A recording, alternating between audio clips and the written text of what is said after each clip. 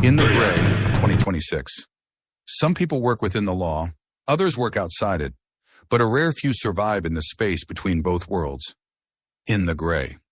The story begins with Rachel Wilde, a woman who isn't exactly a lawyer and isn't exactly a criminal either. She specializes in recovering fortunes stolen by powerful men who believe money can erase accountability.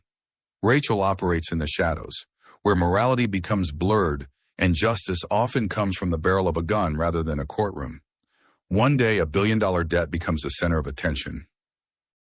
A ruthless crime lord named Manny Salazar owes an enormous fortune. The money belongs to powerful investors, and they want it back. At first, the situation appears simple. Convince Salazar to pay, but simple missions rarely stay simple. When negotiations fail and blood begins to spill, Rachel realizes diplomacy is over. Now she needs professionals, not soldiers, not mercenaries, predators.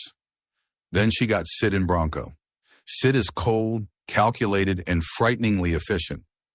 Bronco is more unpredictable, but equally dangerous.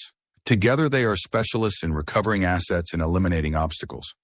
Their mission sounds straightforward: recover the $1 billion and get out alive.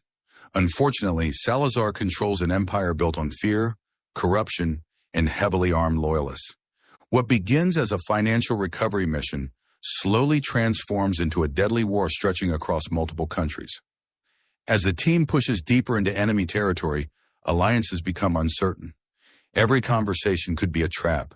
Every deal could be a betrayal. Rachel uses intelligence and manipulation. Sid uses precision. Bronco uses violence. Together, they begin dismantling Salazar's network piece by piece. Money disappears. Safe houses are compromised. Enemies start dying. And soon Salazar realizes these aren't ordinary bounty hunters. They're a force capable of destroying everything he built. The deeper the mission goes, the larger the body count becomes. What started as a $1 billion debt collection operation evolves into a battle for survival. Machine guns replace negotiations.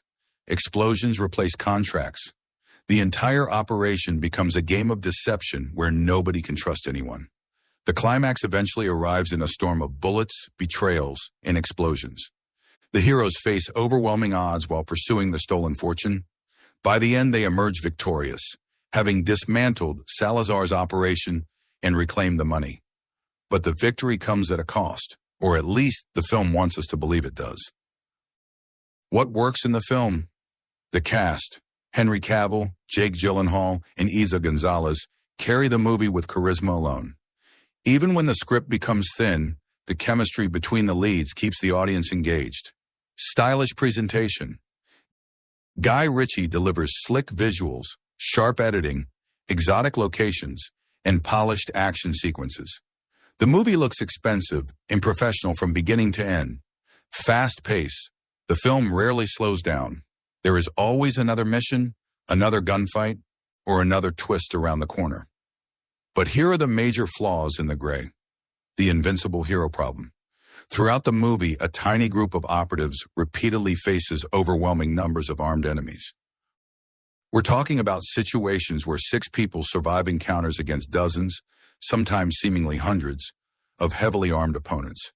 Yet the heroes barely suffer any consequences. One major death comes from a self-sacrificial explosion rather than from enemy action. This removes tension completely. The audience stops worrying because the heroes feel bulletproof. When characters survive impossible odds repeatedly, danger becomes meaningless.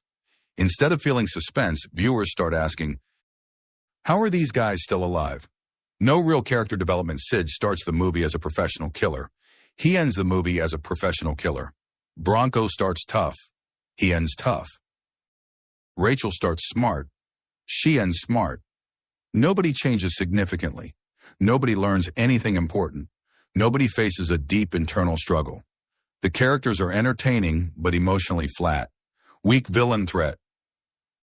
Salazar is presented as a powerful crime lord, but the heroes dismantle his operation so efficiently that he never feels truly dangerous. A great villain should make the audience wonder whether the heroes can win. Here, victory often feels inevitable. Lack of consequences. This may be the movie's biggest issue. Every dangerous situation should have a price. In films like Black Hawk Down or 13 Hours, survival feels earned because every victory costs something. In the Gray, the protagonists often escape situations that should realistically kill them multiple times. The result is action without suspense. Too much, tell, not enough. Show, several plot points are explained through dialogue rather than demonstrated through events. Characters constantly explain plans, motivations, and relationships. Instead of discovering information naturally, the audience is often simply told what is happening. My final verdict for this movie In the Gray Story: 7/10 action, 8/10 realism, 4/10 characters, 6.5/10 entertainment, 7/10 overall, 7/10. In the Gray is an enjoyable action thriller that succeeds because of its stylish presentation, star power, and non-stop momentum. However, it suffers from the same problem that affects many modern action films. The heroes are simply too competent and too protected by plot armor. When 6 operatives can walk through armies of enemies with almost no meaningful losses, the movie stops feeling like a dangerous mission and starts feeling like a video game played on easy mode. Had the film allowed more casualties, more mistakes, and more genuine vulnerability, it could have been one of Guy Ritchie's strongest action movies. Instead, it remains a fun but flawed thriller, entertaining in the moment, but difficult to fully believe once the credits roll. In the end, In the Gray is entertaining and full of action. If you think otherwise about our review at Gistwonder, please leave your opinion in the comments section. For more, please like, share, and subscribe.